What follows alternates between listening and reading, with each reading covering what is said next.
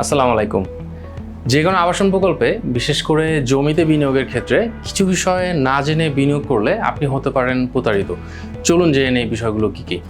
প্রথমত, আবাসন প্রকল্পটির জন্য পরিবেশ অধিদপ্তরের অবস্থানগত ছাড়পত্র এবং EIS সার্টিফিকেশন। 2, আবাসন প্রকল্পটিতে এস্টেট অ্যাকুইজিশনের ছাড়পত্র। 3, প্রকল্পটির জন্য DTCA তথা ঢাকা ট্রান্সপোর্ট কোঅর্ডিনেশন অথরিটির প্রয়োজনীয় অনুমতিপত্র। 4, খুবই গুরুত্বপূর্ণ, আবাসন প্রকল্পটি কোনো সরকারি খাস জমি অথবা জলাশয় ভরাট করে হচ্ছে কিনা। 5, আবাসন প্রকল্পটি রাজুকের আওতা মুক্ত হলে তা জাতীয় গৃহায়ণ কর্তৃপক্ষের নিবন্ধিত কিনা। 6, আবাসন প্রকল্পটিতে ক্রমাগত জমি ক্রয় এবং ক্রেতাদের রেজিস্ট্রেশন দেওয়া হচ্ছে কিনা।